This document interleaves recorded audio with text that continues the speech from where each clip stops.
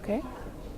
Hi, I'm Tara Gatewood with Native America Calling, and I was a part of the session today taking a look at how borders affect tribal communities.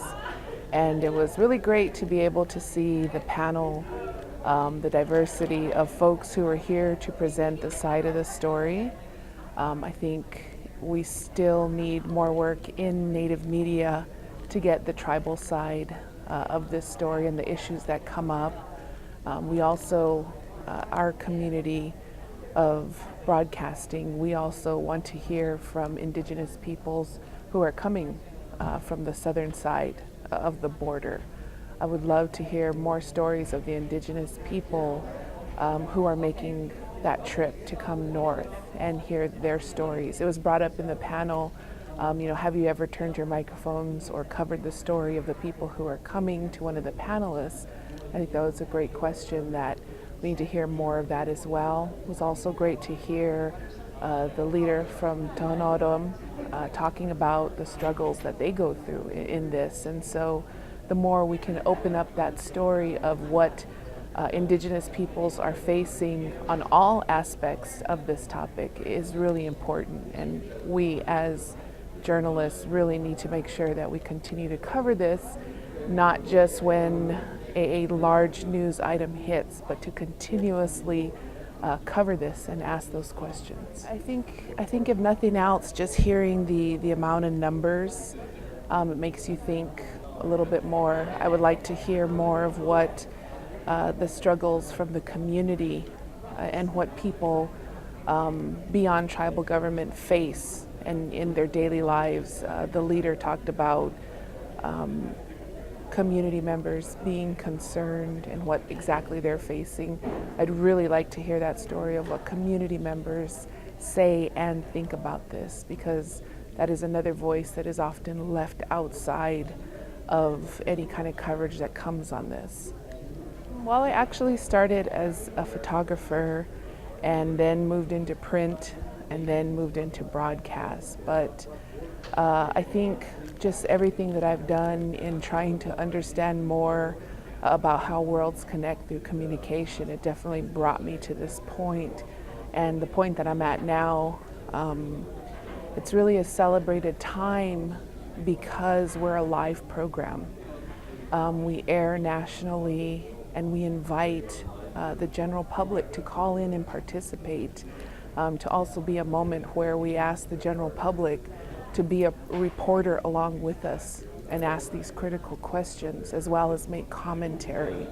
And it's really unique through radio because it's live. You know, you're not put out of context, you're not misquoted, because unless you're misquoting yourself, you know, that process doesn't happen, and it's a very pure form of journalism, and so it's definitely a celebrated time. How long has Native American Calling been on the air, and what's your role with it now? Sure.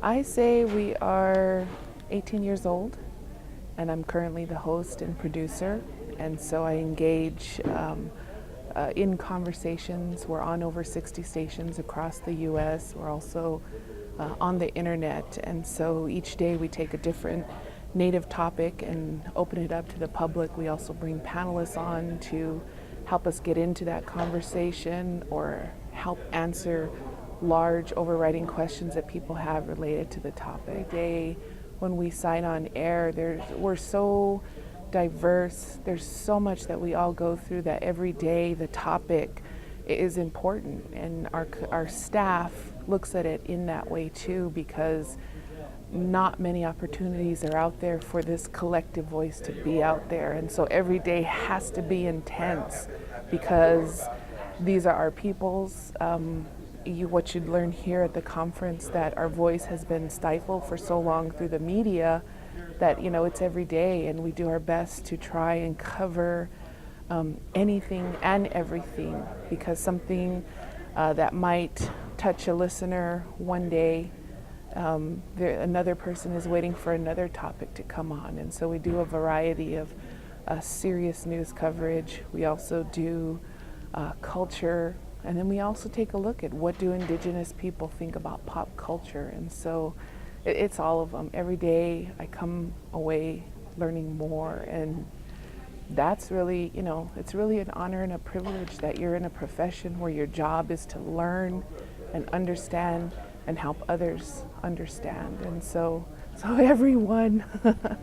Well, then, how do you pick the issues that you're going to cover, and what do you have up coming down the line? Oh, it comes from everywhere. Just being aware of all the places we connect to. We also take a look at what's going on in the mainstream media as well, and ask that question: what do Indigenous people think about this topic? And so it doesn't come from one source. We keep our finger on what's going on throughout the nation through news media sources, native and non-native, world as well. Sometimes a topic is something that you need to revisit. The story or whatever was said 5 years ago, it changes. And so it just comes from everywhere. But I think just being somebody who just listens to everything and considers how things connect. And I think that's one thing with Native journalists, that's our instinct. That's how we're raised traditionally, of everything matters. And when you take that kind of approach to journalism, there's so much to cover. My day ends after consuming news, hearing from people on the air, and there's so much things out there that we could be covering or talking about that, I need a fleet of staff to be able to cover the things that we run into daily. And so it just comes from everywhere.